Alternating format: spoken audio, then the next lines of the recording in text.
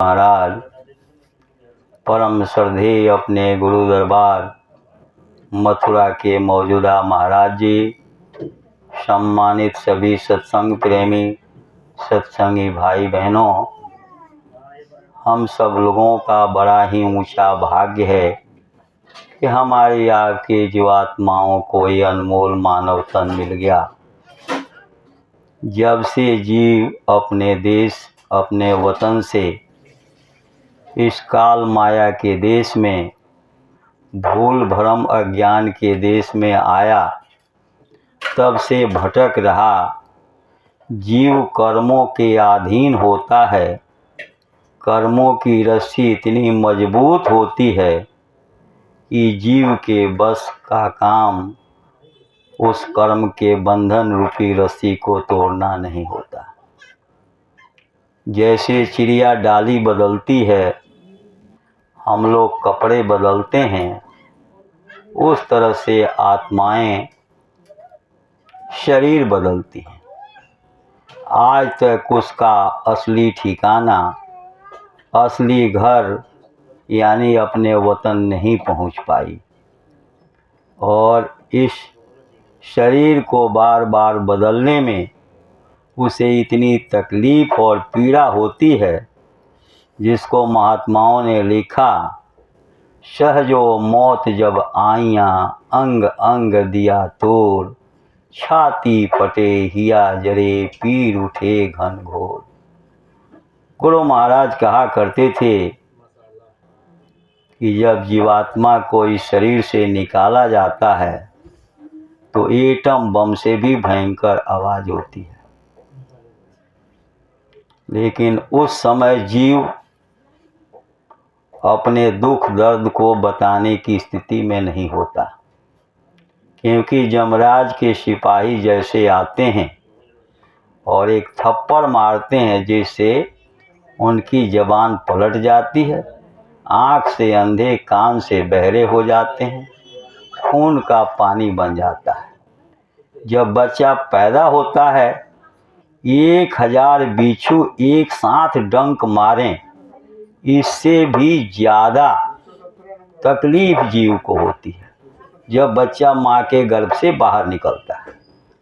उस समय भी बच्चा बोलने की स्थिति में नहीं होता, नहीं तो निश्चित रूप से अपने दुख तकलीफ का बयान करता हो। दोनों स्थिति में अपने दुख और तकलीफ का बयान नहीं कर पाता। लेकिन महापुरुषों ने जीते जी मरने की कला सीखा और अपने प्रेमियों को सिखाया। इस शरीर से आत्मा को निकाला और आत्मा को फिर इस शरीर में प्रवेश किया, तो महात्माओं ने अनुभव किया कि जीव को कितनी तकलीफ कितनी पीड़ा होती है।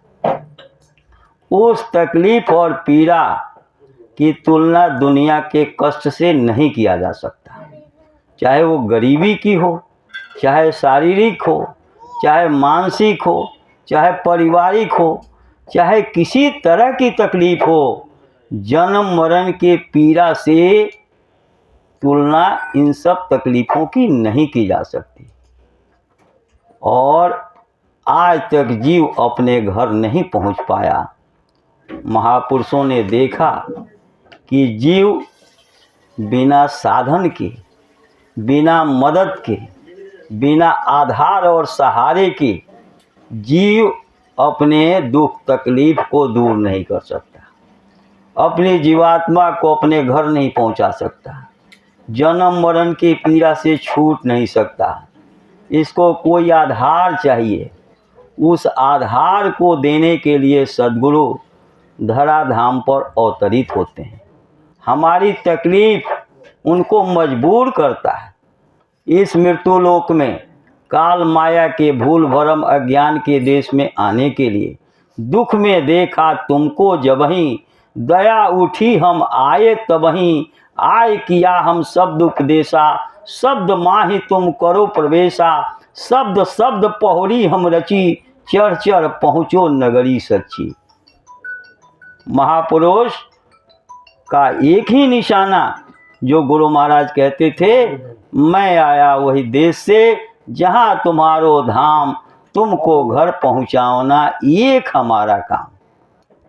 दुनिया और दुनिया की चीज़ें हमारे कर्मों के हिसाब से भाग्य प्रारब्ध किस्मत लक बना है, और उसको भोगने के लिए मालिक ने मनुष्य शरीर का अवसर दिया है। हर श्वास श्वास पर हमारी भोग की वस्तु निश्चित निर्धारित है, वो समय से हमको सब मिल जाएगा। इसके लिए ये मनुष्य शरीर नहीं मिला है।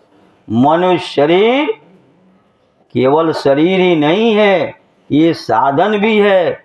जैसे आप तैरना नहीं जानते, नदी के दूसरे छोर पर आपको पहुंचना है तो आपको नाव की मदद लेनी पड़ेगी, नाव मिलना चाहिए।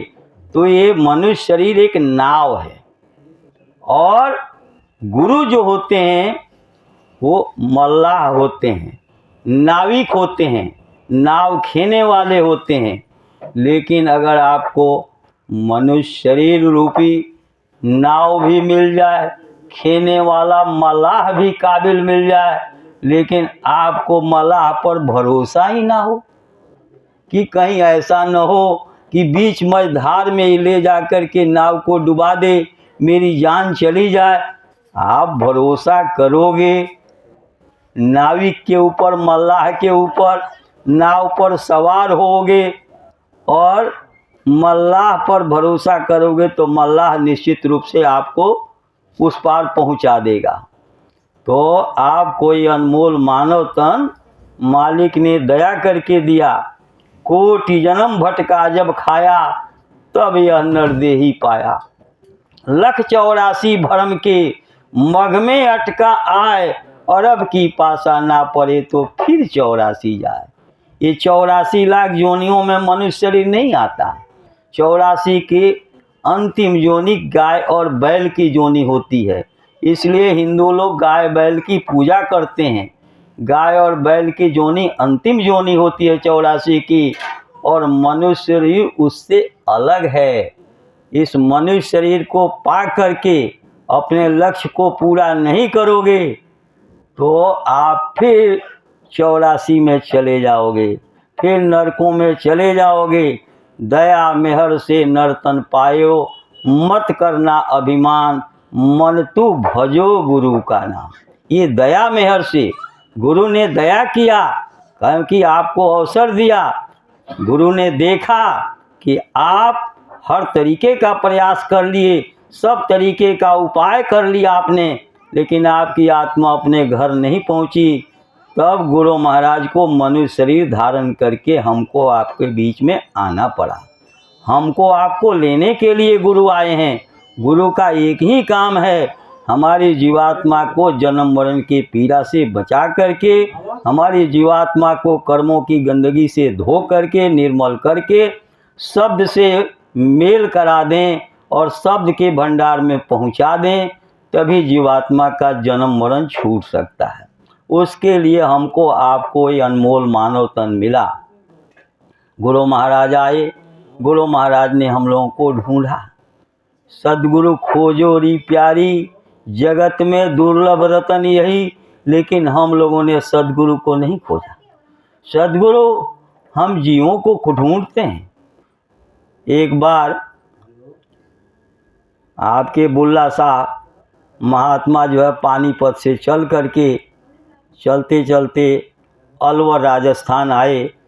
वहाँ जो है कुछ बच्चे जो है गाय चरा रहे थे। उन बच्चों के बीच में गए तो एक बच्चा भाग के आया, महाराज आप कहाँ से आ रहे हैं? बोले बच्चा मैं इधर से आ रहा हूँ। बोले जाओगे कहाँ? बोले इधर जाऊँगा। तो आप बहुत दूर से चल के आ रहे हैं तो आपको भूख लगी होगी, आप बैठिए मैं आपके लिए रोटी लेके आता हूँ। महात्मा जी को बैठा दिया। बच्चा जो है गया घर तो देखा कि रोटी तो है नहीं। माँ और बेटे दो ही परिवार में सदस्य थे।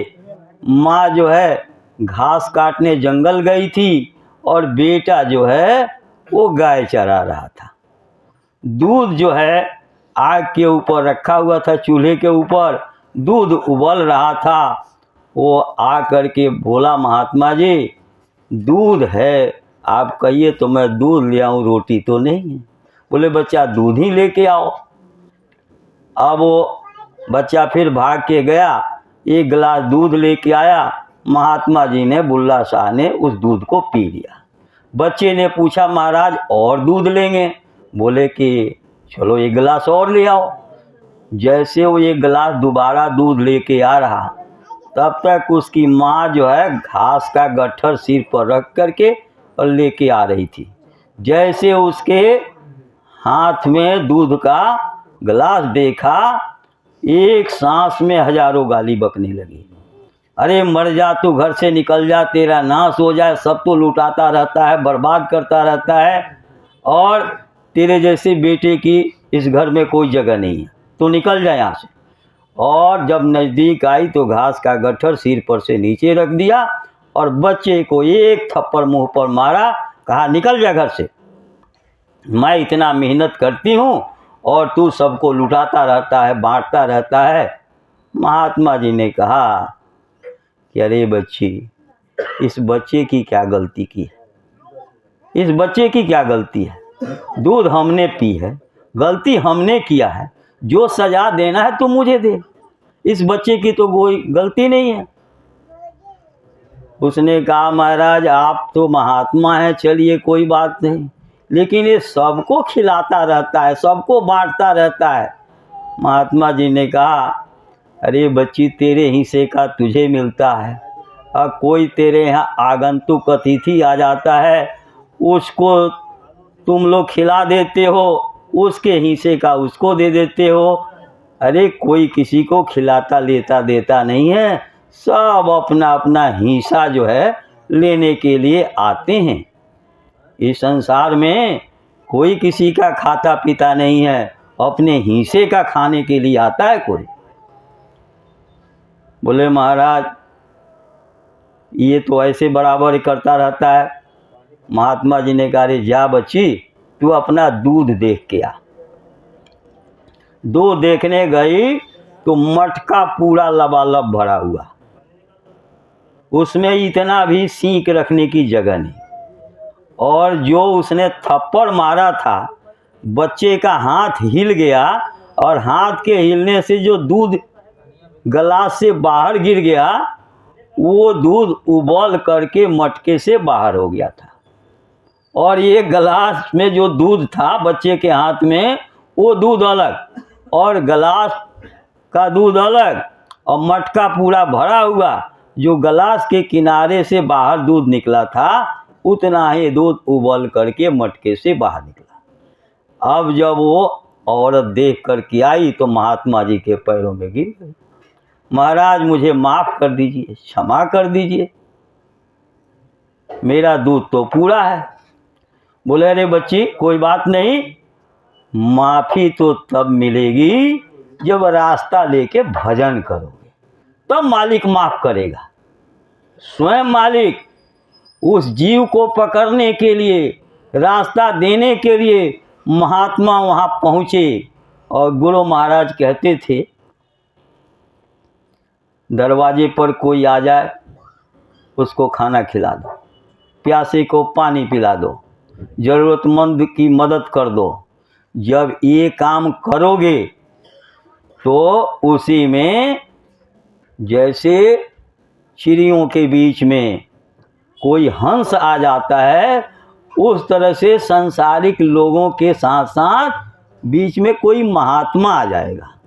आपको महात्मा मिल जाएंगे, संत मिल जाएंगे, जीव गति का रास्ता दे देंगे, आपके जीवात्मा का कल्याण कर देंगे, आपके ऊपर दया हो जाएगी उनकी। तो आप ये काम करो। अब वो महात्मा जी ने बिठा करके और दोनों लोगों को नामदान दे दिया, माँ बेटे को। बच्चा उस समय 9 साल का था, और थोड़े दिन में ही उन्होंने इस तरह से साधना किया कि पूरे संत गति को प्राप्त कर लिए। वो चरणदास हुए सहजोबाई के गुरु। सहजोबाई के गुरु चरणदास हुए बहुत थोड़ी उम्र में, और उन्होंने अपनी पूरी साधना पूरा कर लिया। माता जी को वो अवसर नहीं मिला। महात्मा ने तो दिया, लेकिन उस अवसर का उस अवसर का लाभ नहीं उठा पाई माता जी। माता जी के अंदर उस तरह का संस्कार नहीं था, और जिनके अंदर संस्कार था उनका काम हो गया। आज के संस्कार से हम लोग नहीं जुड़े हैं गुरु महाराज से, पिछले जन्म के संस्कार हैं जो हम लोग। गुरु महाराज तो कहते थे सारी दुनिया के जीव अगर इस नाम जहाज पर सवार हो जाएं तो भी जगह खाली रहेगी, और ये नाम जहाज सबको पार करेगा, सबको अपने घर पहुंचाएगा। इतनी जगह है, इतना सामर्थ्य है इस नाव में, इस जहाज में। तो ये तो गुरु महाराज की दया हो गई। हमको आपको गुरु को ढूंढना चाहिए, लेकिन हम लोग गुरु को नहीं ढूंढे, गुरु महाराज ने हम लोगों को ढूंढा। अरे आगे भेजो उनको। हम लोगों को गुरु महाराज ने ढूंढा। इधर आइए, इधर आइए, यहाँ जगह है। हम लोगों को गुरु महाराज ने भेजा, ढूंढा, और हम लोग गुरु महाराज के पास आ गए। ये अनमोल मानव तन मालिक ने दया करके हमको आपको अपने घर चलने के लिए दिया है। ऐसा मौका फिर दोबारा नहीं मिलेगा। मालिक की दया हो गई, अनमोल मानव तन मिल गया, और पूरे गुरु मिल गए, और गुरु की दया हो गई कि गुरु ने रास्ता दे दिया। अब आपको नाव भी मिल गया, नाव चलाने वाला भी मिल गया। अब आपको क्या करना है कि नाव पर सवार होके और नाविक के ऊपर, मल्लाह के ऊपर पूरा भरोसा कर लेना है। मतलब अपनी जिम्मेदारी मालिक के हाथ में सौंप देना है। मालिक के हाथ में जब सौंप दोगे, मालिक पर भरोसा करोगे, तो मालिक आपके नैया को पार कर देगा। अब आप लोग ट्रेन का टिकट लेते हो, रिजर्वेशन करवा लिए, गए स्टेशन, ट्रेन में अपना डब्बा ढूंढ के, सीट नंबर पूछ के, और जा कर के चादर बिछाते हो, सो जाते हो। आप ड्राइवर की शक्ल नहीं देखे, ड्राइवर की शक्ल नहीं देखे, और बिस्तर लगाए और सो गए। ट्रेन लेट भी हो जाती है, जरूरी नहीं है कि टाइम से आपको पहुंचा देगी लखनऊ, बम्बई, पटना, कलकत्ता। ट्रेन लेट भी हो जाएगी, लेकिन आपको ड्राइवर पर, ट्रेन पर भरोसा, रेलवे प्रशासन पर भरोसा होता है।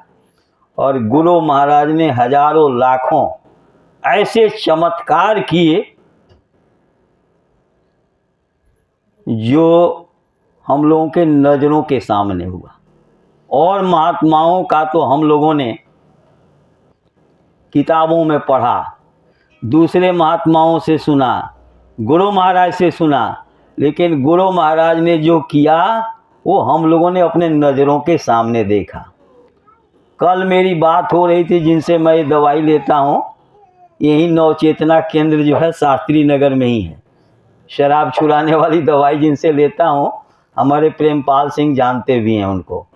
तो उन फ़ोन पर बात होने लगी, तो उन्होंने कहा, अरे जब स्काई लैब की बात चली तो उन्होंने कहा कि अरे दिल्ली यूनिवर्सिटी में जो है तूफान आया था 80 में। हमने कहा 80 में नहीं, ये 79 में, 79 में हुआ था। पंजाबी बाग, ये जो पुल है हंस सेतु, उसके बगल में सेठ मदन लाल खंडेलवाल का एक प्लॉट था। गुरु महाराज इमरजेंसी से जब जेल से निकले थे तो हम लोग उसकी साफ़ सफाई करने गए। गुरु महाराज ने कहा यहाँ सत्संग होगा। जब हम लोग गए, वहाँ साफ़ सफाई कर रहे थे, तो सेठ जी के रिश्तेदार आए, कहने लगे आ गए जय गुरुदेव वाले सेठ जी का प्लॉट कब्जा करने के लिए। थोड़ी देर के बाद जो है गुरु महाराज सत्संग से पहले पहुंच गए और मेरे भाई साहब से कहा, अरे मिश्रा जी जरा हैंडपम्प चलाओ। हैंडपम्प चलाने लगे तो गुरु महाराज उंगली से पानी पी रहे हैं। कहा कि मिश्रा जी पानी तो बड़ा मीठा है। मेरे भाई साहब ने कहा सरकार पानी तो मीठा है पर लोग यहाँ के ठीक नहीं हैं। बोले क्या मतलब? तो सेठ जी के रिश्तेदार कह रहे थे जय गुरुदेव वाले आ गए प्लॉट कब्जा करने के लिए। गुरु महाराज ने कहा कि अरे बच्चा, दिल्ली की धरती तो खून मांग रही है। गुरु महाराज ने ऐसे ही कहा कि दिल्ली की धरती तो खून मांग रही है, लेकिन महात्मा लोगों की रक्षा चाहते हैं। यहाँ श्रवण कुमार की बुद्धि बदल गई थी। दिल्ली के वृक्ष फलदार नहीं, आदमी मिलनसार नहीं, औरत वफादार नहीं।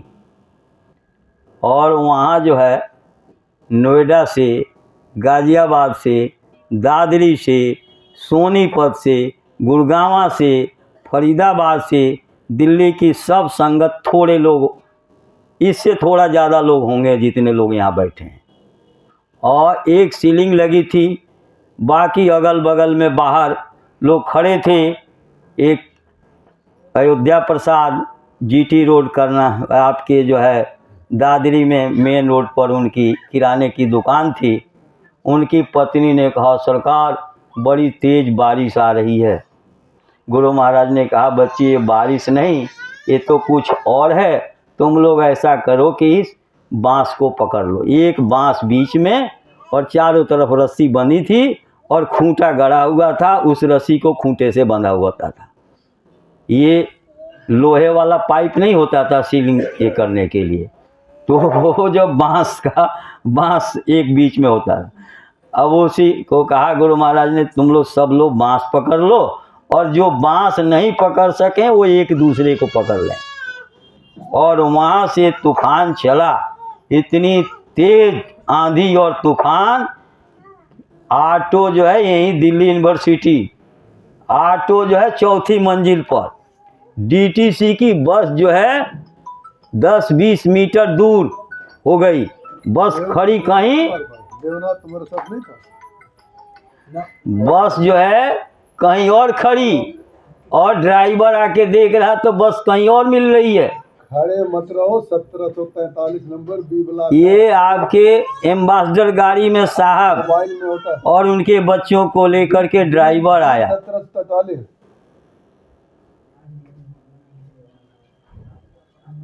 अरे बिल्कुल पास में है। बी 1743 पूछ लो और चले आओ उतर के, वहां से दूर नहीं है। 1743 43 1743। हाँ हाँ, बी बी बी बी बटा 1743, बी ब्लॉक 1743 नंबर। ठीक है, दूसरे फ्लोर पे है। सुनो, दूसरे फ्लोर पे है, उतर के आ जाओ। नीचे आके फोन करना, मैं किसी को भेज दूंगा। वो ये समझ लीजिए कि एम्बेसडर गाड़ी में मियाँ बीवी और दोनों बच्चे, साहब को लेके ड्राइवर आया। आइसक्रीम लेने के लिए रोड पार करने उस तरफ गया। आइसक्रीम लेके आ रहा, तब तक ना गाड़ी का पता, ना साहबाइन का, ना दोनों बच्चों का पता। ये हम लोगों के आंखों के सामने घटना घटी थी, क्योंकि मैं 75 में दिल्ली आ गया था और 79 की ये घटना है। बताओ। तो गुरु महाराज ने तो ये सब चमत्कार किया। स्काई लैब जो गिरा, गुलाबी पगड़ी बंधवाई थी गुरु महाराज ने। सारी दुनिया के वैज्ञानिक परेशान थे, सब कह रहे हैं दुनिया ख़त्म हो जाएगी। गुरु महाराज कंपनी बाग में आपके गाज़ियाबाद में आए और गुरु महाराज ने सत्संग में कहा गुलाबी पगड़ी वालों की दृष्टि जहाँ तक जाएगी वहाँ तक स्काई लैब नहीं गिरेगा। स्काई लैब को वहाँ गिराया जाएगा जिससे किसी का कोई नुकसान नहीं होगा। और प्रशांत महासागर में स्काई लैब गिरा और सब लोग सुरक्षित रहे, देश के किसी का भी कोई नुकसान नहीं हुआ। OP Garg Ghaziabad MMH college में मैथ के प्रोफेसर थे, रिटायर हो गए शायद। लड़का उनका एसडीएम लगा हुआ, आईएएस निकाल करके एसडीएम लगा हुआ। उनके साथ पढ़ने वाले बदायूं के एक ध्रुव मास्टर थे, वो भी बोरा टाट पहनते थे। गाजियाबाद के बगल में एक गांव है जाठों का, मोर्टा। मोर्टा में जो है वो स्कूल में मास्टर थे, सरकारी स्कूल में। सवेरे जो है उठ करके 4 बजे अपना 3 बजे जब भी उठे हों, उठ करके भजन में बैठ गए। उनकी सूरत इस शरीर से निकल गई। हम लोगों के लिए तो ये सपना है, क्योंकि हमारी आपकी सूरत तो निकली नहीं, इसलिए हम लोगों को तो ये कहानी समझ में आती है। लेकिन ये हकीकत की घटना है, ये सच्ची घटना है। और उनकी सूरत इस शरीर को छोड़ के ऊपर निकल गई। सुबह 7 बज गया, स्कूल का टाइम हो गया, मॉर्निंग स्कूल। मास्टरनी जो है उनकी बीवी, ध्रुव मास्टर की पत्नी जो है हाथ पकड़ के हिला रही है, मास्टर जी स्कूल का टाइम हो गया। मास्टर जी इस शरीर में हो तब तो कुछ बोलें डोलें, कुछ नहीं बोल रहे। पूरा गांव इकट्ठा हो गया। आसपास में कोई एक छोटा मोटा डॉक्टर था, उसने देखा, एक इंजेक्शन लगा दिया, आंख तो खुल गई लेकिन कुछ बोले नहीं। वहाँ से लेकर के LNJP हॉस्पिटल, जवाहरलाल नेहरू मार्ग पर जयप्रकाश नारायण हॉस्पिटल, पहले इरविन हॉस्पिटल नाम था इसका, यहाँ लेकर के आए। उनको एडमिट करवा दिया। डॉक्टरों ने सब चेकअप कर ली, सब जांच कर ली। रिपोर्ट देख करके डॉक्टरों का एक बोर्ड बैठा। उस बोर्ड ने डिसाइड किया कि ये नई बीमारी चली है, इसका कोई इलाज नहीं है, इनको घर ले जाओ और थोड़े दिन सेवा करो, ये बचने वाले नहीं हैं, ये नई बीमारी आ गई है, इनको नई बीमारी लग गई है। लेके गए। जब वहाँ गए तो उन लोगों ने फ़ोन किया OP गर्ग को। तो गिरीश गुप्ता जिनके मकान में रहते थे वो भी नहीं रहे, और उस मकान के मालिक जो है मानिक लाल भगत जी, वो भी नहीं रहे। टेलीफोन में वो नौकरी करते थे, और उस टाइम मोहन नगर के टेलीफोन विभाग में उनकी ड्यूटी थी। और झंडापुर गांव में जो इस समय अपने संगत का आश्रम है साहिबाबाद में, तो वहीं जो है वो रहते थे। उनको जो है सूचना मिली तो ये दोनों लोग वहाँ गए। अब गर्ग साहब ने मेरे भाई साहब को फ़ोन किया, कह रहे मिश्रा जी, ध्रुव मास्टर के साथ तो ऐसे ऐसे घटना हो गई। मेरे भाई साहब ने कहा, गर्ग साहब एक सफ़ेद कागज़ लो या एक सफ़ेद कपड़े का टुकड़ा ले लो और उस पर लिखो जय गुरुदेव नाम परमात्मा का, प्रभु का नहीं, जय गुरुदेव नाम परमात्मा का। कलयुग में कलयुग जाएगा और कलयुग में सतयुग आएगा। किसानों के पक्के 1 बीघा में 100 मन और गेहूं चावल पैदा होगा, ये लिखो। और गुरु महाराज के नाम की पत्ती तोड़ करके उबाल लो और उनके ओठ पर थोड़ा थोड़ा बूंद बूंद करके डालो, और उनके कान में जय गुरुदेव नाम परमात्मा का बोलो। एक तरफ से OP गर्ग, अभी OP गर्ग हैं इस दुनिया में, मानिकलाल तो चले गए लेकिन OP गर्ग हैं अभी। राकेश मार्ग पर जो है चौधरी मोड़ पर गाजियाबाद में रहते हैं, राकेश मार्ग पर उनकी कोठी है। अब वो जो है गए और दोनों लोग बोल रहे हैं। जब 10 बार बोले तब जाके जोर से उन्होंने जय गुरुदेव बोला। जब आँख खोले तब लोगों ने पूछा कि आपको कुछ लग रहा था जब हम लोग बोल रहे थे? बोले कि गड्ढे में से लग रहा था कि गड्ढे में से कहीं दूर से आवाज़ आ रही है। फिर उसके बाद 79 का जो काशी में यज्ञ हुआ, उस यज्ञ के बाद जब लौट करके आए हम लोग, तो आपके रामलीला मैदान में एक जानवरों की रैली निकली थी, जानवरों की रैली। उसमें हाथी भी थे, ऊंट भी थे, गधे भी थे, घोड़े भी थे, बैल भी थे, और सबके ऊपर मतलब एक बैनर लगा हुआ था। उस बैनर पर जैसे घोड़े के ऊपर लिखा था कि मैं शुद्ध शाकाहारी हूँ और मेरी ताकत मशीनों से नापी जाती है। ऊँट के ऊपर लिखा था कि मैं मरुभूमि का जहाज हूँ और मैंने कभी मांस नहीं खाया, इंसान तो मेरे से शिक्षा ले। हाथी के ऊपर लिखा था मैं इतना बड़ा शरीर रखता हूँ लेकिन मैंने आज तक मांस नहीं खाया, इंसान तुम मेरे से शिक्षा लो। तो इस तरह का ये, और ये अजमेरी गेट कमला मार्केट के तरफ से होते हुए, तिलक ब्रिज के तरफ से होते हुए जो बीजेपी का दफ्तर है दीनदयाल उपाध्याय मार्ग से होते हुए आईटीओ से फिर जो है हमारे टीबी हॉस्पिटल एलएनजेपी से होते हुए रामलीला मैदान में उसका समापन हुआ। उसी में ध्रुव मास्टर ने एक प्रार्थना बना करके गाया, जो बोल नहीं रहे थे, जिनको डॉक्टरों ने कहा कि भाई ये नई बीमारी है, और काफ़ी दिन तक वो ठीक रहे, अब दुनिया में नहीं है। वो टाट पहनते थे, 83 में टाट पहनाया, और ये 79 की घटना है। तो ये सब घटना के बाद भी हमारा मन जो है गुरु पर भरोसा नहीं करने दे रहा। मेरे कहने का मतलब, ये दृष्टांत मैंने इसलिए याद दिलाया कि हम लोगों को गुरु महाराज पर भरोसा हो, लेकिन हम लोगों का मन जो है वो स्वार्थ के तराजू पर गुरु के वचन को तौलने लगता है, और जिसके वजह से हम गुरु के आदेश का उल्लंघन कर बैठते हैं, अवहेलना करते हैं, जिससे जो गुरु दया करना चाहते हैं उस दया से हम खाली रह जाते हैं।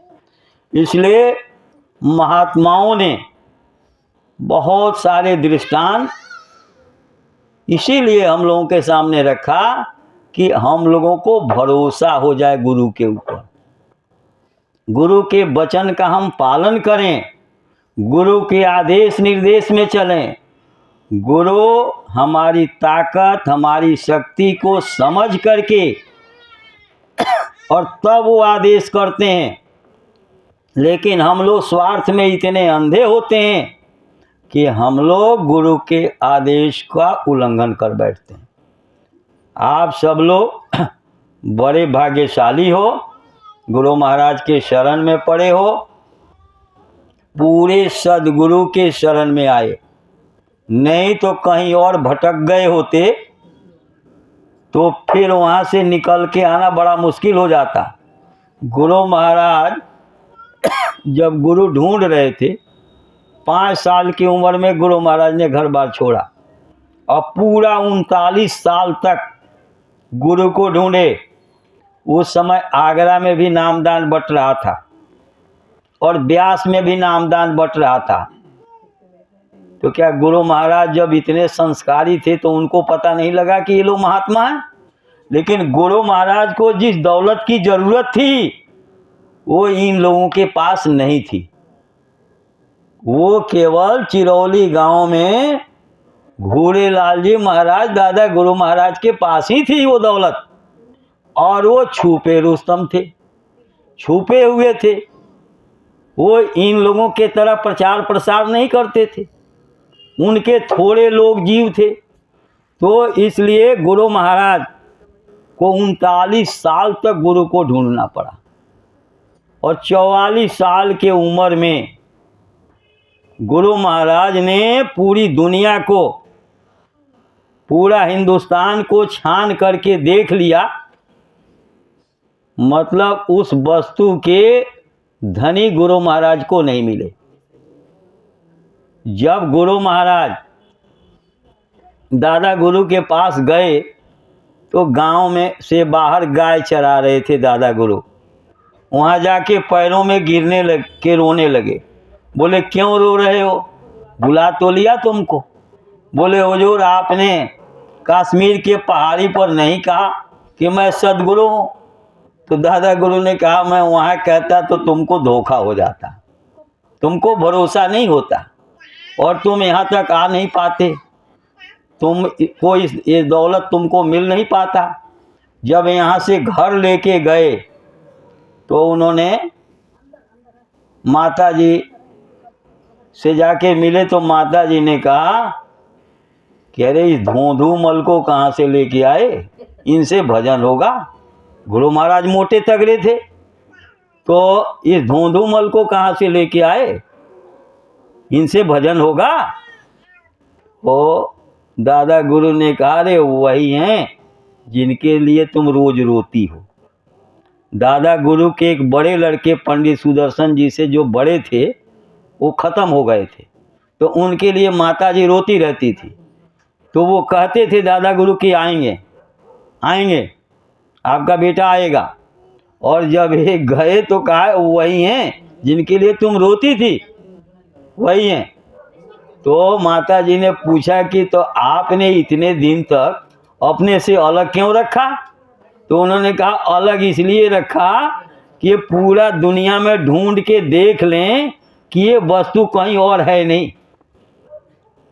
जब चारों तरफ ढूंढ लिया कि ये वस्तु कहीं और है नहीं, जो है सो इन्हीं के पास है, इनके अलावा इसका मालिक कोई नहीं है, तब इनको भरोसा हो जाएगा। और ऐसा भरोसा विश्वास गुरु महाराज ने किया कि दादा गुरु ने कहा तुम तो लोहे को सोना बनाना जानते हो, तुम तो मेरे वस्तु के ग्राहक ही नहीं हो, मेरी दौलत मुझे वापस दे दो। तो गुरु महाराज ने कहा सरकार आज के बाद ये काम नहीं करूँगा। तीसरी बार गुरु महाराज ने लोहा को सोना नहीं बनाया।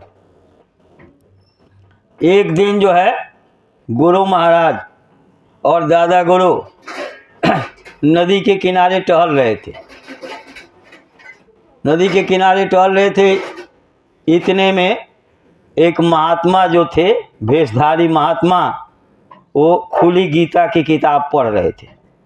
तो हवा चल रही थी पछिया, जाड़े का दिन, भयंकर ठंडी थी, ऐसी जैसे इस समय है। कुछ पेज उसके उड़ के नदी में तैरने लगे। गुरु महाराज ने पूछा दादा गुरु से सरकार इनके कुछ पेज उड़ गए और नदी में बह रहे हैं, कहिए तो मैं वो पेज ला करके और इनको दे दूं। बोले ये तो सोच रहे हैं अच्छा है उड़ गया, अब कम पढ़ना पड़ेगा, लेकिन चलो आप चाहते हो तो। उस ठंडे में गुरु महाराज नदी में कूदे और जाके वो पेज ला करके दिए। जब पेज ला के दिया तो महात्मा जी गुरु महाराज के तरफ देख रहे हैं और दादा गुरु के तरफ भी देख रहे हैं। तो उन्होंने देखा कि ये दादा गुरु जो है वैष्णवी चंदन, ये 3 चंदन की 3 लाइनें होती थी, एक बीच में और 2 किनारे किनारे ऊपर के तरफ। वैष्णवी चंदन मंदिर में फ़ोटो है, उसमें भी देखा होगा आप लोगों ने, दादा गुरु वैष्णवी चंदन लगाते थे। तो जब वो चंदन लगाए थे तो महात्मा जी ने पूछा अरे बच्चा मैं आपके घर चलूं? तो गुरु महाराज ने कहा मेरा तो खुद ही घर नहीं है, मेरा खुद कोई ठिकाना नहीं है, मैं तो गुरु महाराज के घर पर रहता हूँ, मैं गुरु महाराज से पूछ लेता हूँ और गुरु महाराज का आदेश होगा तो मैं ले चलूँ। तो गुरु महाराज से पूछा गुरु महाराज ने, तो बोला ठीक है ले चलो। लेके गए, वहाँ बैठे तो खीर पूरी बन रही थी। तो दादा गुरु ने कहा जाके पूछो कि आप हमारे घर का भोजन कर लेंगे या अपना बनाएंगे? तो उन्होंने देखा कि भाई ये लोग पंडित हैं, पंडित का परिवार है, तो चलो चलो जो है आगे आगे हो जाओ लो, पंडित जी का घर है तो चलो इनके यहाँ जो भोजन कर लेंगे। तो बोले कि ठीक है आपके यहाँ का भोजन कर लेंगे हम। तो 8 लोगों के लिए भोजन बना था, 5 बच्चे दादा गुरु के और 2 पति पत्नी और गुरु महाराज, 8 आदमी थे। 8 आदमी के लिए खीर पूरी सब्जी बनी थी। और जब ले जा कर के उनके आगे भोजन रखा गुरु महाराज ने, तो कहा कि ऐसे भोजन थोड़ी करूँगा मैं। बोले फिर? अरे तो भोजन से पहले भोजन दक्षिणा चाहिए। पूछे कितना? तो 1.25 रुपया। जा कर के दादा गुरु को बताया तो गुरु महाराज से बोले कि जाके माता जी को कहो 1.25 रुपया दें। अब 1.25 रुपया जो है घर में नहीं था, 10 आने पैसे थे और 10 आने पूरा गांव ढूंढा गया, लोगों के यहाँ कर्जा लेके उधार, तब जा कर के जो है 10 आने पूरे हुए। और 1.25 रुपया जब दिया गया तब जो है जेब में रख करके और 8 आदमी का भोजन अकेले महात्मा जी कर गए। 8 लोगों का जो भोजन बना था अभी कोई खाया नहीं था कि भाई चलो पहले मेहमान को खिला दें उसके बाद हम लोग खा लेंगे बचेगा तो 8 आदमी के लिए फिर दोबारा भोजन बनाना पड़ा। उसके बाद कंबल लिए और बिस्तर लगा हुआ था उस पर सो गए खाना खा के। गुरु महाराज ने दादा गुरु से पूछा कि सरकार ये तो खाना भी खा लिए, भोजन दक्षिणा भी आपने जो मांगा वो दिलवा दिया, और इन्होंने 1 मिनट भी न ध्यान न भजन न सुमिरन, और ऐसे आदमी को आपने भोजन दक्षिणा दिलवाया, खाना भी खिलवाया। तो दादा गुरु ने कहा बच्चा हम लोग गृहस्थ आश्रम में हैं, हम लोग गृहस्थ आश्रम में हैं। गृहस्थ जो है वो सबकी सहते हैं, सबकी सहेंगे। कोई दरवाजे पर अतिथि आ जाए तो उसकी सेवा करेंगे।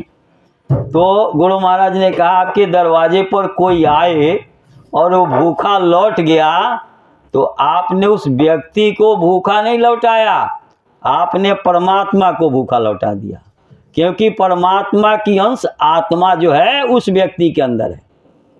परमात्मा से मिल करके परमात्मा का रूप हो जाएगा जब उसको परमात्मा से मिले महात्मा मिल जाएंगे तो। और वो काम हम लोग कर रहे हैं। गुरु महाराज हम लोगों को मिल गए, रास्ता बता दिए हैं, और जिस दिन हमारी आत्मा वहाँ पहुँच जाएगी परमात्मा हो जाएगी। गुरु महाराज को दादा गुरु नहीं मिले होते तो गुरु महाराज यहाँ नहीं पहुँचते, और आप लोगों को भी गुरु महाराज की दया मिल जाएगी तो आप लोग भी वहाँ पहुँच जाओगे, आपका भी काम हो जाएगा। तो ये सब बातें हम लोगों को समझना चाहिए। अब देखो मोटी बात हम लोग ये समझें कि देखो ये काफिला निकला हुआ है, ये भंडारे के तुरंत बाद काफिला 14 दिसंबर को ही निकल गया।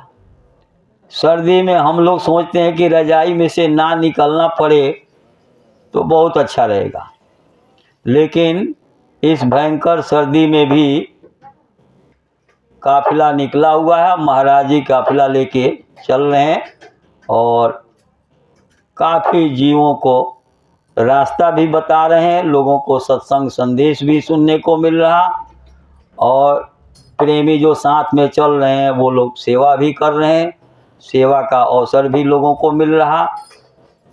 तो महात्मा की दिव्य दृष्टि खुली होती है, उनके अनंतों आँख होते हैं, उनको हजारों वर्ष बाद, हजारों लाखों वर्ष पहले क्या हुआ सब कुछ उनको दिखाई देता है। देखो उल्टा नाम जपत जग जाना, वाल्मीकि भय ब्रह्म समाना। इस संसार से अपने आप को उलट करके गुरु ने जो नाम दिया था उस नाम का जाप किया वाल्मीकि ने, मरा मरा नहीं कहा। आप राम राम कहते हो, आपका इतिहास नहीं बना, आपके पूर्वजों का इतिहास नहीं बना, और वाल्मीकि जी का इतिहास बन गया तो उन्होंने हमसे कोई हट के अलग काम किया होगा तभी तो बना इतिहास। तो उन्होंने अपने आप को संसार से उलट करके और भगवान के नाम का जो गुरु ने नाम दिया था उसकी कमाई की साधना की। और जब उनकी आत्मा दूसरे स्थान में जहाँ का लाल सूरज, लाल बरन सूरज उजियारा, दूसरा स्थान जहाँ से मृदंग और बादलों की गर्जन निकल रही है और प्रातः काल का लाल सूरज, गुरु महाराज कहते थे इसकी लाली तो बदल जाती है पर उस सूरज की लाली नहीं बदलती।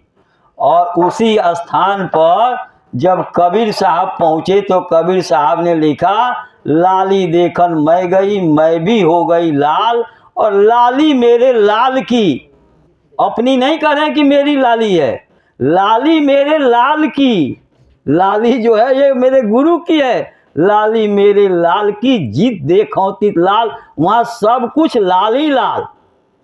तो वहाँ पहुँचे थे ब्रह्म स्थान पर और ब्रह्म स्थान पर पहुंच करके ब्रह्म हो गए, दूसरे स्थान पर ब्रह्म हो गए, जबकि महाप्रलय में महाकाल तो सब नष्ट हो जाता है। और जो ब्रह्म स्थान पर पहुंचा उसको 10,000 वर्ष बाद क्या होगा वो सब दिखाई दे रहा। और उन्होंने संस्कृत में रामायण लिख दिया, और जो लिखा राम 10,000 वर्ष बाद आकर के क्या किए, जो उन्होंने लिखा था, वाल्मीकि जी ने जो लिखा था वही राम ने किया। 10,000 वर्ष पहले लिख दिया उन्होंने, जो ब्रह्म स्थान पर जहां से कृष्ण आए थे। और आपको तो सतलोक का रास्ता गुरु महाराज ने दिया। जो सूरत सतलोक पहुंच जाएगी वो लाखों करोड़ों युगों बाद क्या होगा, लाखों करोड़ों युगों पहले क्या हुआ था, वो सब आपको बोध और ज्ञान हो जाएगा। वहीं से जब कृष्ण आए थे तो कृष्ण ने थोड़ी देर के लिए संजय को दिव्य दृष्टि दे दिया। हस्तिनापुर में बैठे हैं संजय और अंधे धृतराष्ट्र को बता रहे हैं महाभारत में क्या हो रहा। महाभारत में थोड़ी देर के लिए अर्जुन को दिव्य दृष्टि दे दिया कृष्ण ने, तो उन्होंने देखा कि ये सब के सब मरे हुए हैं और मुझे तो केवल एक माध्यम बनना है, मुझे तो एक माध्यम बनना है, मुझे तो श्रेय मिल जाएगा। और तब वो तैयार हुए युद्ध करने के लिए। तो अब आप लोगों को इतना ऊंचा रास्ता मिला है। अब देखो, कृष्ण भगवान ने भी गुरु बनाया। संदीकनी ऋषि जो है कृष्ण के गुरु थे। वैसे दुर्वासा के आश्रम में भी जाते आते थे, दुर्वासा ऋषि से भी उन्होंने शिक्षा लिया, लेकिन संदीकनी ऋषि जो है उनके खास गुरु थे। और संदीकनी ऋषि के आश्रम पर रह करके ये लोग वहाँ शिक्षा प्राप्त करते थे। कृष्ण और सुदामा जंगल से लकड़ी तोड़ के लाते थे, दरवाजे दरवाजे आटा चावल मांग के लाते थे, और रोटी बाटी बना के खुद भी खाते थे, गुरुजी को भी खिलाते थे। सेवा उन लोगों ने भी की, गुरु के आदेश का पालन, गुरु की भक्ति उन लोगों ने भी की, और सेवा और गुरु की भक्ति राम ने भी की। राम ने भी गुरु किया, कृष्ण ने भी गुरु किया, ब्रह्मा विष्णु शंकर ने भी गुरु किया, गुरु हम आप भी कर रहे हैं। तो उन लोगों ने वचन का पालन किया तो उनका काम हो गया, उन्होंने सेवा की। हम भी सेवा करेंगे, हम भी वचन का पालन करेंगे, गुरु के आदेश निर्देश में चलेंगे। गुरु जिस दिन प्रसन्न हो जाएंगे, गुरु हर पल हमारा ख्याल रख रहे हैं, 24 घंटा हमारा ख्याल रख रहे हैं, और हम लोगों से कई गुना ज़्यादा गुरु को जल्दी है हमारी जीवात्मा को वहाँ पहुँचाने के लिए। लेकिन उस लायक तो बने हम। जब जयमल सिंह महाराज डेरा ब्यास लौट के अम्बाला से चले गए सत्संग पोस्टपोन करके, और वहाँ जाके 106 बुखार हो गया। एक हफ्ते बाद जब सावन सिंह महाराज पहुँचे तो उन्होंने कहा, हुजूर आप जो है इतनी तकलीफ में थोड़ी थोड़ी तकलीफ सब में बांट देते। तो जयमल सिंह महाराज बोले कि कोई उस तकलीफ को सहन करने वाला मुझे दिखाई नहीं दिया। ऐसा मुझे पूरी संगत में ऐसा कोई जीव नहीं दिखाई दिया कि मैं अपनी तकलीफ जो है थोड़ा सा दे दूं और वो बर्दाश्त कर ले। आप समझ लो, जब उस लायक हो जाओगे, जब सावन सिंह महाराज उस लायक बन गए तो पूरी जिम्मेदारी उनको सौंप दिया। लेकिन जब बने तब, उससे पहले नहीं। अब कोई डॉक्टरी पढ़ रहा हो और उसे कह दिया जाए तुम ऑपरेशन कर दो तो थोड़ी कर पाएगा। जब ऑपरेशन करते करते जब परफेक्ट हो जाएगा तो जो है देख रेख करने वाला डॉक्टर नहीं रहेगा तो भी अकेले कर देगा ऑपरेशन। तो उसी तरह जब उस लायक हम लोग बन जाएंगे ना तो महात्मा हमारा काम कर देंगे। लेकिन हम उस लायक बने, और उस लायक बनाने के लिए गुरु महाराज जो है इस काम को में हम लोगों को लगा के रखे हैं। देखो, सेवा करके ये आत्मा जब आई थी तो आत्मा के साथ न तन था न मन था, और ये तन मन जो है त्रिकुटी दूसरे स्थान से जो है ये पहला खोल, 5 तत्व का सूक्ष्म शरीर का पहला खोल जो है आत्मा के ऊपर पहला कपड़ा पहना दिया गया। उसके बाद जो है फिर 9 तत्व का कारण शरीर का, और फिर उसके नीचे स्वर्ग वैकुंठ में 17 तत्व का लिंग शरीर का, और ये 5 तत्व का ये मनुष्य शरीर। ये 4 कपड़े 4 खोल है। ये चारों खोल को उतारना है। सबसे पहले आप जो है सूक्ष्म शरीर का कपड़ा पहने हो, लेकिन ये कपड़ा सबसे बाद में उतरेगा। पहले 5 तत्व का उतरेगा, फिर 17 तत्व का उतरेगा, फिर 9 तत्व का उतरेगा, फिर 5 तत्व का उतरेगा, और तब आत्मा निर्मल होगी। तब आत्मा निर्मल होगी। और मन को भी वहीं लगा दिया, त्रिकुटी में ही, त्रिकुटी में मन का स्थान है, वहीं से मन हमारी आत्मा के साथ हो गया। सूरत तू दुखी रही हम जानी, जा दिन से तुम शब्द विसारा, मन संग यारी ठानी। मन के साथ जिस दिन से हमारी दोस्ती हुई उसी दिन से हम सब लोग दुखी हैं। दुख का कारण ही यही है। कुल परिवार सभी दुखदाई, इन संग रहत भुलानी। मन मूरख तन साथ बंधानी, मन मूरख और तन साथ बंधानी, उसके साथ खूंटे में बंध गई आत्मा। इंद्रिय स्वाद लुभानी, सूरत तू दुखी रही हम जानी। मन और तन का साथ हो गया। और मन तन का साथ कौन किया? काल प्रभु त्रिलोकीनाथ, जिनकी हजारों पंखुड़ियों पर बैठ करके दिया जल रहा, लौ निकल रही है ज्योति स्वरूप, और घंटा और शंख जिनके मुंह से बज रहा, आवाज आ रही है। उन्होंने सत्पुरुष की साधना करके, तपस्या करके, भक्ति करके, सेवा करके, आदेश का पालन करके हम लोगों को मांग लिया। काल किया हम सेवा भारी, सेवा बस हम कुछ न विचारी। तुमको मांगा उसने हमसे, सौंप दिया मैं सेवा बस में। और काल लाए तन मन में घेरा, दुख सुख पाए तुम बहुतेरा। दुख में देखा तुमको जबहीं, और दया उठी हम आए तबहीं। गुरु महाराज हमारी तकलीफ के कारण उस सतलोक को छोड़ करके आए। हमारी दुख ने, तकलीफ ने मालिक को मजबूर किया यहाँ आने के लिए। क्यों? क्योंकि उनकी दिव्य दृष्टि खुली हुई है। उनके हम बच्चे हैं, उनके औलाद हैं, वंशज हैं हम, और हमारी तकलीफ जो है उनको वहाँ से मजबूर किया आने के लिए।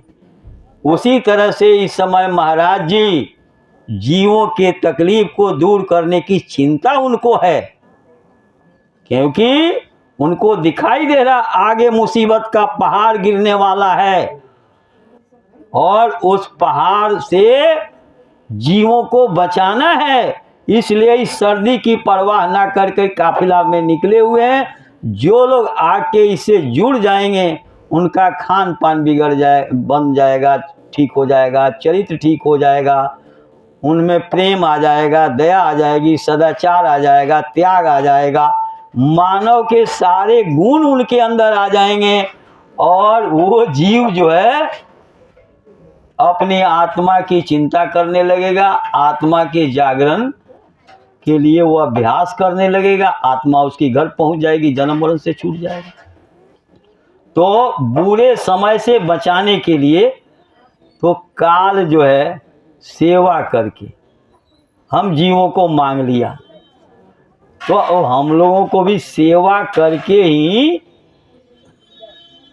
उस कर्जे से आप छुटकारा पा सकते हो, अपने घर पहुंच सकते हो।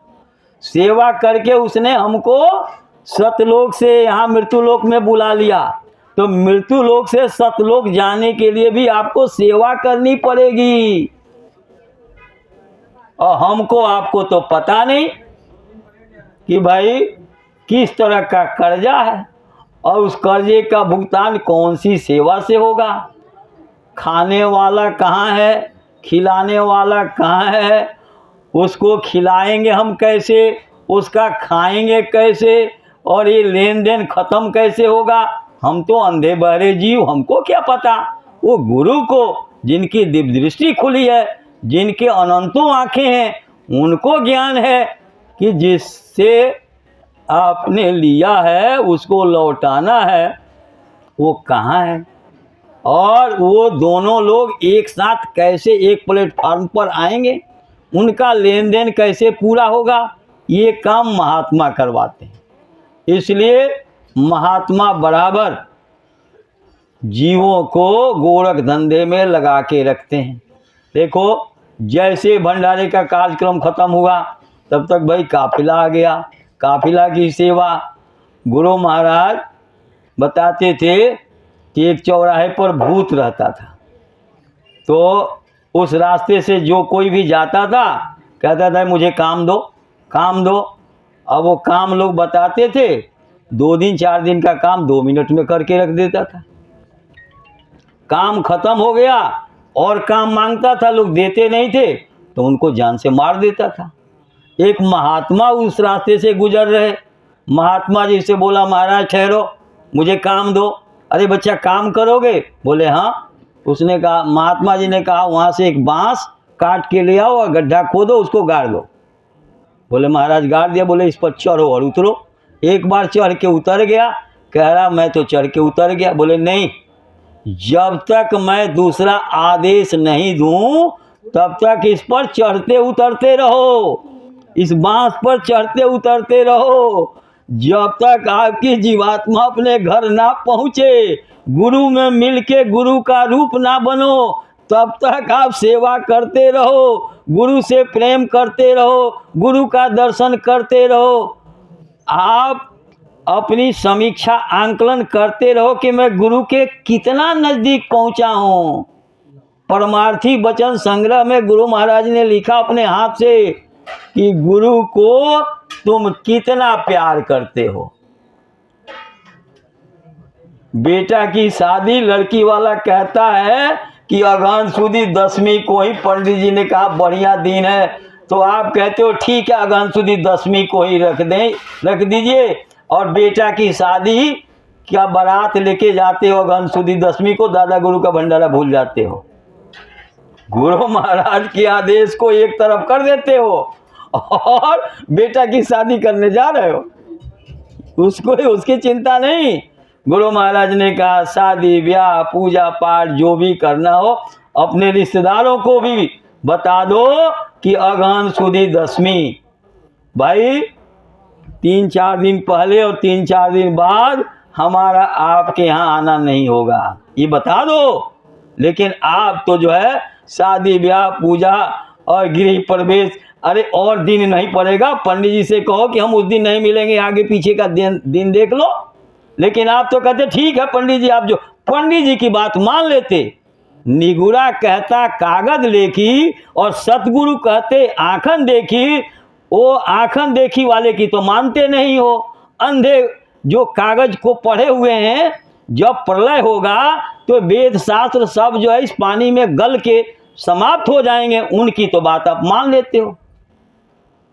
ये पृथ्वी जो है पानी में घुल जाती है और पानी जो है आग में, और आग जो है हवा में, और हवा में आकाश में, आकाश सबको समेट लेता है, सब कुछ खत्म हो जाता है जब प्रलय। और महाप्रलय तो जब आता है तो सत्पुरुष महाकाल तक को चटाई की तरह समेट के रख देते हैं। और उस सत्पुरुष की वचन पर आपको भरोसा नहीं, और ये संसारिक पंडितों के ऊपर, संसारिक ज्ञानियों के ऊपर, जिनको किताबी ज्ञान है। हे विद्या तू बड़ी अविद्या, संतन की तेने कदर न जानी, संत प्रेम के सिंधु भरे हैं, तू उल्टी बुद्धि कीचड़ सानी। महात्माओं को पहचानना इतना आसान काम है? तो दुनिया में हम इतने लिप्त हैं, तो हमको इन सब चीज़ों से ऊपर उठ कर के गुरु को तो अदना बच्चा समझते हैं और संसार को हिमालय पहाड़ से भी बड़ा समझते हैं। बताइए काम कैसे होगा? गुरु कहे पूरब को, चेला पश्चिम जाए, और अंदर टाटी कपट की कैसे होए मिलाप। गुरु को ऊपर ऊपर गाता, गुरु को दिल भीतर नहीं लाता, गुरु का दर्शन बाहर करता, चित्त में दर्शन कभी न धरता। काज तेरा कैसे होए भाई, ऊपर गुरु संग लगन लगाई। ऊपर दीन गरीबी साजा, भीतर धन और मान बिराजा। भीतर जो है दर्शन नहीं करता, चित्त में दर्शन कभी न धरता। बताइए काम कैसे होगा हमारा? हमको तो गुरु को अंदर में बसाना है, और गुरु 24 घंटे हर पल इस प्रतीक्षा में है कि आप उस लायक बनो कि आपको ये दौलत, ये चाबी आपको दे दिया जाए। गुरु महाराज एक दृष्टांत देते थे कि एक सेठ जी थे, उनके पास एक ही बच्चा था। बच्चा जो है मनमुखी था, तो रोज़ जो है एक पैसा ले जाके घर के आगे जो है कुआं था, कुएं में डाल देता था। तो लोगों को डरा धमका के जब पैसा देना बंद कर दिए तो डराने धमकाने लगा। तो माँ से ले लिया, कभी पिताजी से ले लिया, कभी नौकरों से ले लिया। एक दिन जो है सबने मना कर दिया कि हम नहीं देंगे पैसा, तुम पैसा लेके कुआं में फेंकते हो, बेकार हो जाता है पैसा, हम नहीं देंगे एक पैसा भी अब। तो उसने सोचा भाई पैसा तो मुझे डालना है, तो जाके किसी के यहाँ सुबह से शाम तक मजदूरी किया, और एक पैसा उसको मजदूरी मिली शाम को। लेके आया तो बड़े आराम से उसने संभाल के पैसे को रख लिया। सेठ जी ने पूछा बेटा आज पैसा डाल दिया कुएं में? तो नहीं। क्यों? पैसा नहीं मिला? बोले पैसा तो है, ये देखिए पैसा तो है मेरे पास, लेकिन आज कुएं में नहीं डाला मैंने। क्यों नहीं डाला भाई? जब पैसा भी है और वो तुम डालते हो, नियम भी है तुम्हारा, तो तुम क्यों नहीं कुएं में डाले आज?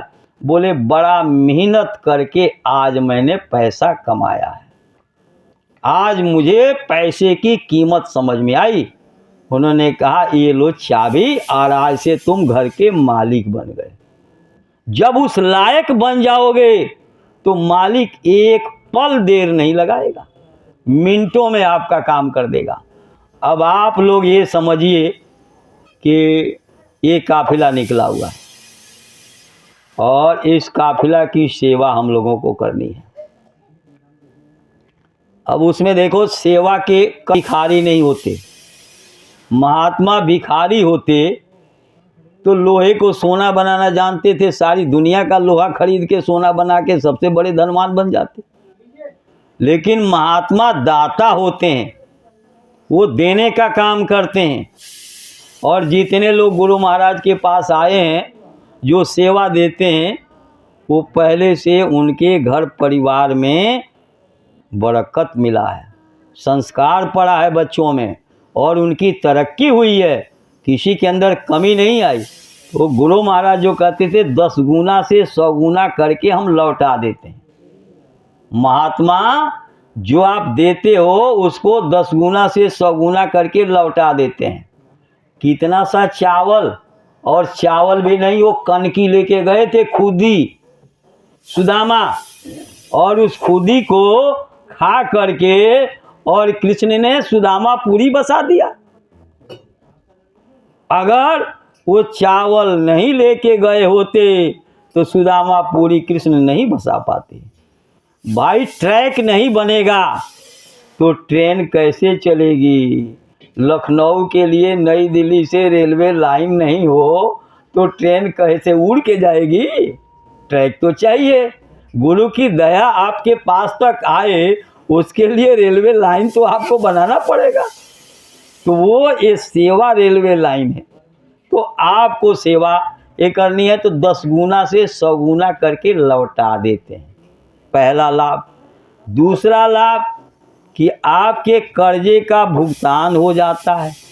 किसी का खाए हो, किसी का पिए हो, किसी के बिजली के रोशनी में ठहरे हो, किसी ने आपको दवाई ला करके दिया, वो दवाई आप खाए हो निरोग होने के लिए।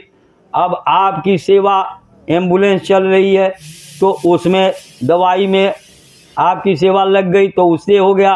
भंडारा में रोटी खा लिया और आपके प्रचार से 10 लोग वहाँ आकर के सत्संग सुने, 1-2 आदमी भी जुड़ गया तो 1000 गाय को कसाई बाड़े से लौटाने का लाभ एक जीव को सत्संग में लाने का होता है। तो आपके सेवा से प्रचार होगा। प्रचारक लोग दिल्ली के प्रेमी जा रहे हैं, प्रचारक लोग गाड़ियों से प्रचार करते हैं, महाराज जी सत्संग सुनाएंगे, नाम दान देंगे, उनके अंदर दया करेंगे तो उससे लोगों को लाभ मिलेगा। तो आपके कर्जे का लेन देन खत्म हो जाएगा, 10 गुना से 100 गुना करके लौट आते हैं। और फिर सबसे बड़ी बात है कि माहौल जब बदल जाएगा, जब सत्संग की बात समझ में आ जाएगा तो वो लोग चोरी, कत्ल, बेविचार, मिलावट, कम तौलना, जानवर, पशु पक्षियों की, इंसान की हत्या करना, ये सब बंद कर देंगे। सब में प्रेम आ जाएगा, सदाचार आ जाएगा, त्याग आ जाएगा। तभी तो गुरु महाराज ने कहा कि सतयुग आएगा, सतयुग आने पर बीघे में 100 मन मिले, 100 मन गेहूं चावल पैदा होगा सतयुग आने पर। सतयुग आने पर बीघे में 100 मन मिले, दूध घी की सुधा धार बह जाएगी, चूड़ियों में भी हीरे जड़े जाएंगे। ऐसा सुंदर सुगम वक्त आ जाएगा, लोगों के घर में ताले नहीं लगेंगे। ये आपके सेवा से अगर ऐसा बदलाव हो जाए और ऐसा अच्छा वातावरण देश दुनिया का बन जाए तो बताइए इससे और क्या। अगर कितना खराब समय है, आप आते हो सत्संग में, आपके बच्चों का झगड़ा किसी से हो जाए, अब कोर्ट कचहरी थाने चौकी के धक्के खाओगे, वहाँ पैसा आपका बर्बाद होगा। उस आफत से बच जाओगे जब सेवा आप दोगे और इस सेवा को महात्मा सही जगह लगा करके और दुनिया को बदल देंगे, दुनिया के लोग अच्छे रास्ते पर चलने लगेंगे। तो बताओ कि जब अच्छे रास्ते पर चलेंगे अच्छा माहौल बन जाएगा, सब जगह अच्छाई का वातावरण हो जाएगा। तब तो सतयुग आएगा जब जानवर भी सब्जी और फल नहीं खा पाएंगे। आज बीमार को फल नहीं मिल रहा है, बीमार को फल नहीं मिल रहा, और इंसान क्या, जानवर पशु पक्षी भी फल नहीं खा पाएंगे और सब्जी नहीं खा पाएंगे। ऐसा समय आ जाएगा तो उसके लिए आपको थोड़ा सा त्याग करना पड़ेगा। तो आप सब लोग बढ़िया खुश हो कर के अपने भसान करने के लिए, और उस भसान करने के लिए लेके जा रहे थे, प्रवाहित करने के लिए, तो काफ़ी लोग जो थे उनके साथ एक मिश्रा जी पंडित जी जो थे, वो किसी मुसलमान के घर में घुस के और झंडा उतारने के लिए, उसके घर पर झंडा लगा था, झंडा उतारने के लिए चढ़े तो मुसलमान के बच्चों ने उनको उतारा और ज़बरदस्ती और घर में ले जाके टुकड़े टुकड़े काट के उनको फेंक दिया। बड़ी चर्चा हुई थी, बहराइच की बात है, बहराइच की बात है, अखबार में पढ़ा था हम लोगों ने। तो बताओ इस तरह का जहाँ हिंदू मुसलमान ये वो, भाई परमात्मा ने तो इंसान बनाया और सभी इंसान हैं। मुझे तो ये भी पता नहीं किसकी क्या जात है। जब शादी ब्याह की बात कोई करता है तब तो पूछते हैं भाई क्या आपको, आपकी बिरादरी क्या है, उसी बिरादरी में तो आपको लड़का बताएंगे या लड़की बताएंगे, नहीं तो हम पूछते ही नहीं, समझे कि नहीं। तो परमात्मा ने तो इंसान बनाया, मानव बनाया, लेकिन जानवर पशु पक्षियों की हत्या से हम लोग इंसानियत को तिलांजलि दे दिए। इंसानियत है ही नहीं, मानवता है ही नहीं, सब जानवर पशु पक्षी हो गए और इंसानियत ख़त्म हो गई।